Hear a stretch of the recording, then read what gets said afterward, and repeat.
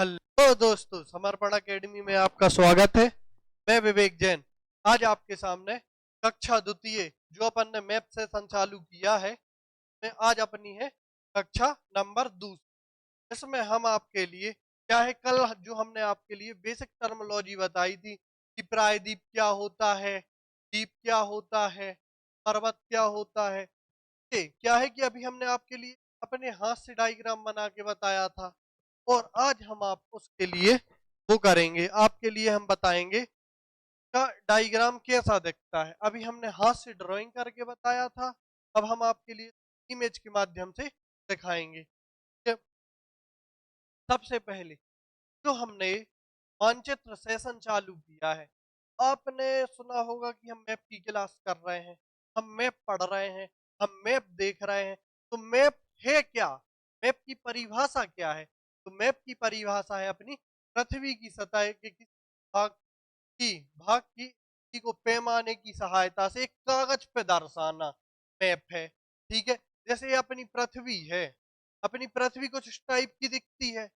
तो सात सात अपने महाद्वीप है, 5 महासागर। इसको क्या है कि इसको अपन डायग्राम की सहायता से कागज पे प्रस्तुत करते हैं, जिसके लिए अपन मैप कहते हैं। ठीक है, पृथ्वी की सतह के किस भाग की को पैमाने की सहायता से प्रस्तुत करना ही मैप है। ठीक है, और अब क्या है कि वनडे कंपटीशन के एग्जाम में कुछ इस प्रकार का सवाल बनता है कि मैप मैप का निर्माण क्या कहलाता है। मैप का निर्माण क्या कहलाता है? मैप का निर्माण कहलाता है कार्टोग्राफी। कार्टोग्राफी को अपन मैप का निर्माण करना भी कहते हैं।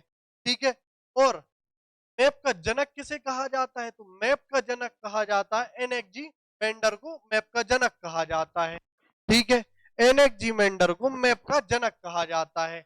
अब क्या है कि आपने जो अभी तक मैप पढ़ा हो या ना पढ़ा हो, आप मेरे साथ आए हैं इस सीरीज का हिस्सा बनने के लिए, तो हम आपके लिए बिल्कुल जीरो लेवल से हीरो लेवल तक बढ़ाएंगे। मतलब आपको कोई भी देश का नाम बोलो, आपके में क्या है कि आपके माइंड में उस देश की खासियत आएगी, देश की सीमाएं आएंगी कि किस किस देश के साथ लगती है। बस आशा हम आपसे ये करते हैं कि आप जो मेरी सेशन है ये लगातार देखें, और इतना भरोसा हम दिला रहे हैं आपके लिए 30 से 40 क्लास, 30 से 40 क्लास में आपके खुद माइंड में मैप चलेगा। ठीक है, अब क्या है कि पृथ्वी की किसी सतह को पैमाने की सहायता से कागज पे दर्शाना क्या है, अपना मैप है। तो मैप निर्माण की क्रिया को क्या कहते हैं? अपन कार्टोग्राफी कहते हैं। ठीक है, तो मैप का जनक कौन है? तो एनेक्जीमेंडर को मैप का जनक कहा जाता है। ठीक है, मैप आपको कुछ इस प्रकार से विजुअल दिखता होगा। ठीक है, अब मैप भी 3 प्रकार के होते हैं। कौन कौन से? अपना होता है एक भौतिक मानचित्र, दूसरा होता है राजनीतिक मानचित्र, तीसरा होता है थेमेटिकल मैप। अब इसको अपन डायग्राम के हिसाब से देखेंगे तो आपके मन में बहुत अच्छे से ये इमेज बैठ जाएगी। देखो, आपने इस प्रकार के मैप देखे होंगे, अलग अलग आपने इस प्रकार के मैप देखे होंगे। ठीक है, सबसे पहला है अपना भौतिक मानचित्र, दूसरा वाला है अपना राजनीतिक मानचित्र, और तीसरा वाला है अपना थेमेटिक मानचित्र। अब क्या है कि भौतिक मानचित्र में क्या रहता है? तो भौतिक मानचित्र में रहता है कि पर्वत, पठार, नदियां इत्यादि को दर्शाना। यानी इसमें अपन क्या है, इसमें आपको ये नहीं दिख रहा होगा कि मध्य प्रदेश इस जगह पे है। ठीक है, कि उत्तर प्रदेश यहाँ है, राजस्थान यहाँ है, गुजरात यहाँ है। ये दिख रहा क्या आपको? ये नहीं दिख रहा है। अब क्या है कि इसमें क्या रहता है, इसमें रहता है अपना क्या, इसमें रहता है कि अपन आकृति मतलब पर्वत हो गए, पठार हो गए, गर्त हो गए, नदियां हो गई इत्यादि को अपन बताते हैं। ये अपना जम्मू कश्मीर वाला इलाका हो गया, जहाँ पे काराकोरम, लद्दाख, शिवालिक इत्यादि जो जो है, ये सब यहाँ पे दिख रही हैं। ये आपको अरावली विजिबल हो रही होगी, ये आपको पश्चिमी घाट विजिबल हो रहा होगा, ये पूर्वी घाट विजिबल हो रहा होगा।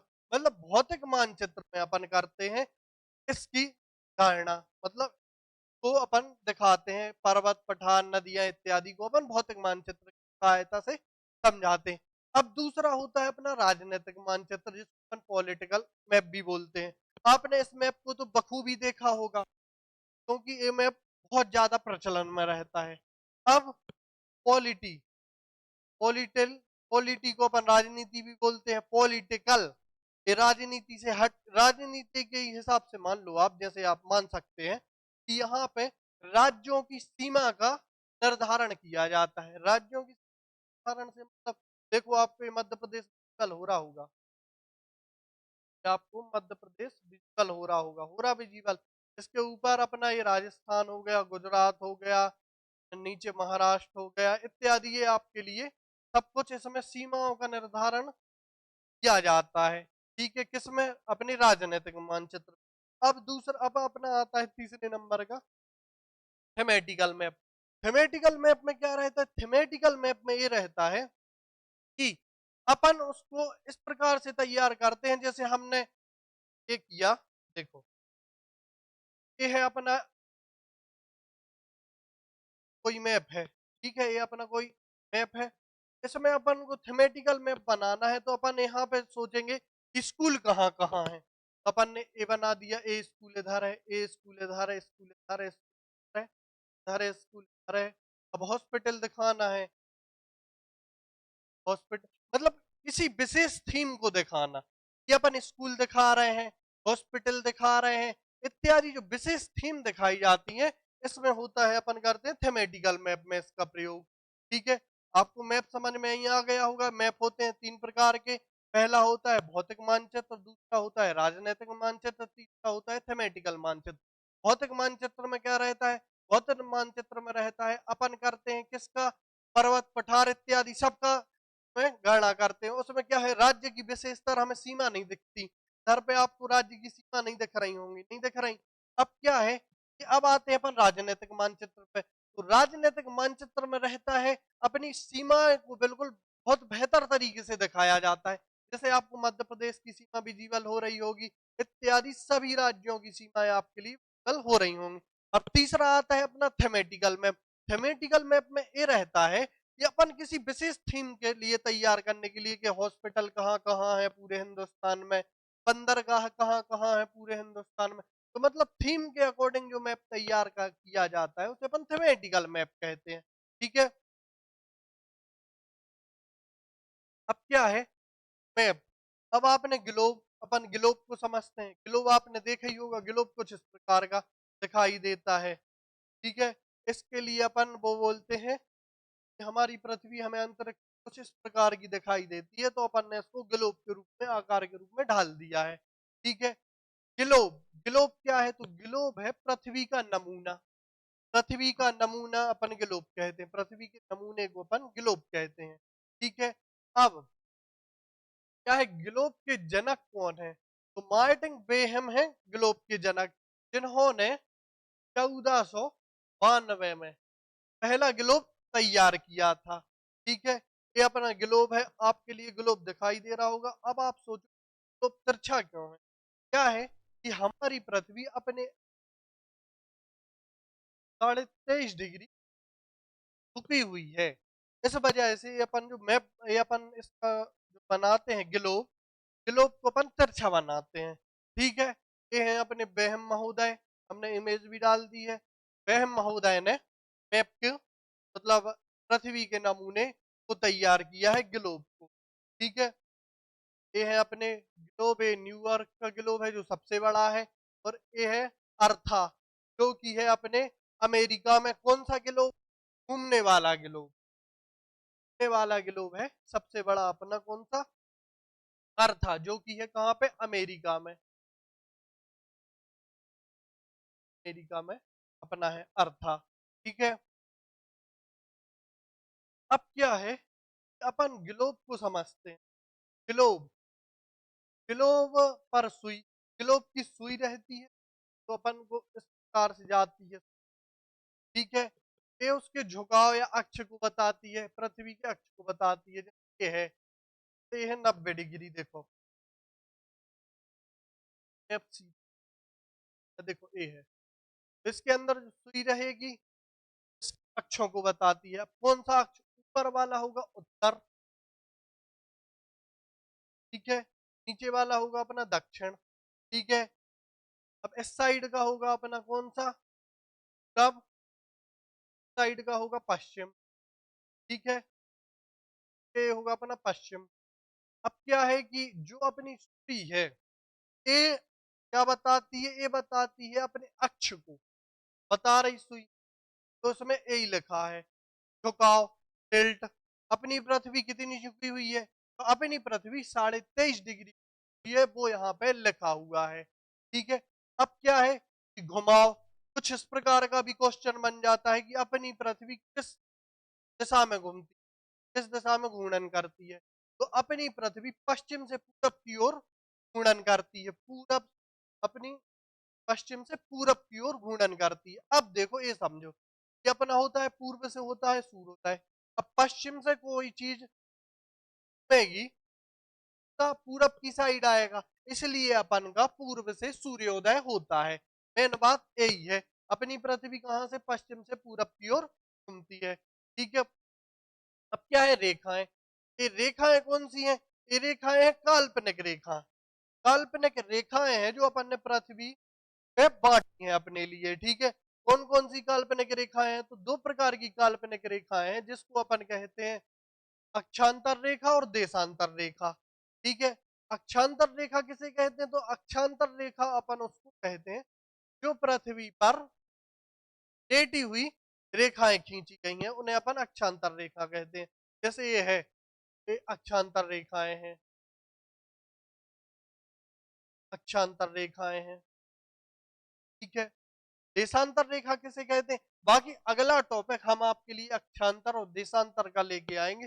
अगर इस टॉपिक में लेंगे तो वीडियो ज्यादा लंबा हो जाएगा। अगला वीडियो जो मैपिंग की तीसरी क्लास आएगी उनमें अपन अक्षांतर देशांतर देख लेंगे, ठीक है। आड़ी रेखाओं को कहते हैं अपन कौन सी, अक्षांतर रेखा, ठीक है। अक्षांश रेखा, सीधी खड़ी वाली रेखा, ये सीधी खड़ी है, इन रेखाओं को कहते हैं अपन देशांतर रेखा,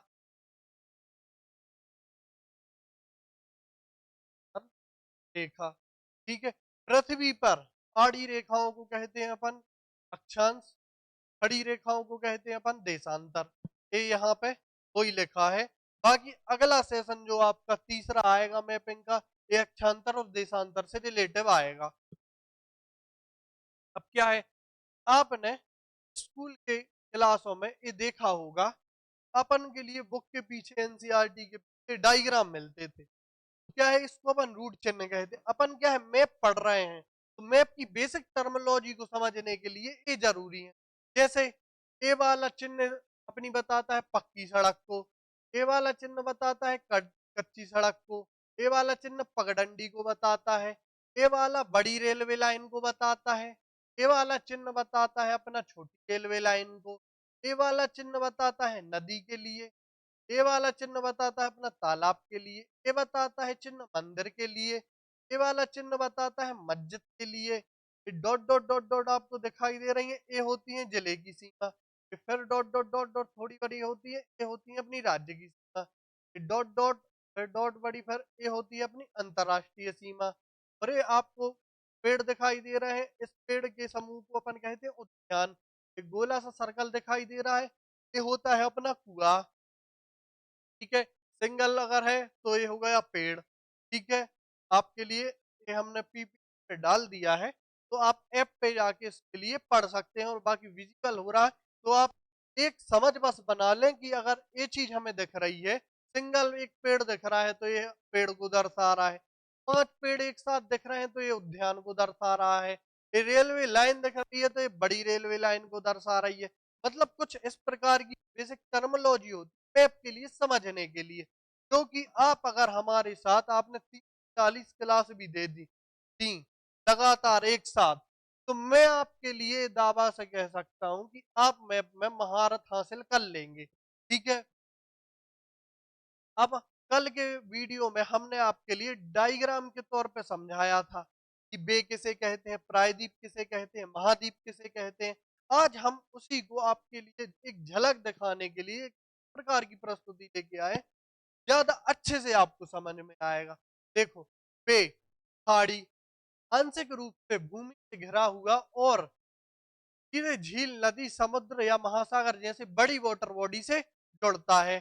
ठीक है, आंशिक रूप से भूमि से घिरा है और सीधा बड़ी वाटर बॉडी यानी हिंद महासागर से जाके जुड़ रहा है। ठीक है, जिसे अपन वे ऑफ बंगाल भी कहते हैं।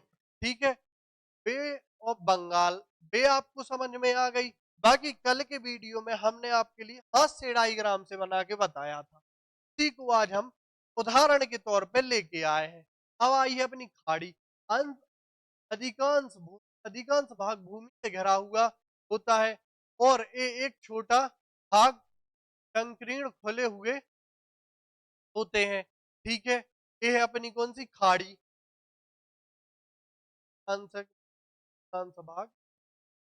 ठीक है, अब क्या है अपनी जल संधि। तो हमने जल संधि में आपके लिए बताया था दोनों साइड स्थल रहता है, स्थल है, बीच में से जल जा रहा है और अगर ए पर नीचे वाले अगर इस पर कब्जा कर ले तो ये मार्ग को ब्लॉक कर लेंगे, ब्लॉक कर लेंगे। इस प्रकार के छोटे से सकरे से मार्ग के लिए अपन बोलते हैं क्या, जल संधि। ठीक है, अब क्या है, ए है अपनी स्थल संधि, दोनों स्थल आपके लिए दिखाई दे रहे हैं ऊपर नीचे, जल का कटाव हो रहा है, स्थल का जुड़ाव हो रहा है। अब क्या है, कोई किसी के पास आएगा, कोई उससे दूर भी तो जाएगा, कोई दूर जाएगा तो कोई पास भी तो आएगा। तो वही चीज यहाँ पे हो रही है। देखो, स्थल स्थल पास आ रहे हैं, जल जल दूर जा रहे हैं, जल जल पास आ रहे हैं, स्थल स्थल दूर जा रहे हैं। तो अपन इसको कहते हैं कौन सी, जल संधि कहते हैं अपन। इस चीज को अपन कहते हैं स्थल संधि। ये ज्यादा आपके लिए डायग्राम से अच्छे तरीके से समझ में आ गया होगा, आशा करते हैं। बाकी पर्वत, पर्वत क्या होता है, 600 मीटर से अधिक ऊंचाई वाला होना चाहिए और इसका ढलान है वो ज्यादा होना चाहिए, ढलान इसका ज्यादा होना चाहिए, 600 मीटर से अधिक होना चाहिए। और क्या है इसकी चोटी, चोटी को क्या होना चाहिए, चोटी को सकरा होना चाहिए और आधार को फैलाव में होना चाहिए, चौड़ा होना चाहिए। तो इसको अपन पर्वत की परिभाषा देंगे। ठीक है, अब आएगा पठार, 300 मीटर या उससे अधिक उठी हुई एक सपाट भूमि को अपन पठार कहते हैं। ठीक है, और पठार का ऊपरी भाग, जैसे ये है पठार, पठार का ऊपरी भाग अपना पेज की तरह होना चाहिए, मतलब प्लेन होना चाहिए। आपको प्लेन दिखाई दे रहा है, प्लेन होना चाहिए। आशा करते हैं आपके लिए जो हम मैप सेशन लेके आए हैं ये बहुत अच्छे से समझ आ रहा होगा। और मैं आपसे एक और गुजारिश करना चाहता हूँ, क्या है कि दुनिया का हर व्यक्ति न्यूज देखता है। पहली बात, दुनिया में कौन सी जगह क्या घटना हो रही है, इस घटना को बखूबी जानने के लिए मैप का अध्ययन करना बहुत जरूरी है। ठीक है, आशा करते हैं आप मेरा ये सेशन अपने परिवार लोगों के साथ शेयर करेंगे, सहपाठियों के साथ शेयर करेंगे। क्या है, तो मैप, मैप पढ़ लिया ना, उसको दुनिया की सारी खबरें अच्छे से समझ में आएंगी। तो आशा करते हैं आप हमारे वीडियो को शेयर करेंगे, लाइक करेंगे, सब्सक्राइब करेंगे। धन्यवाद, नमस्कार।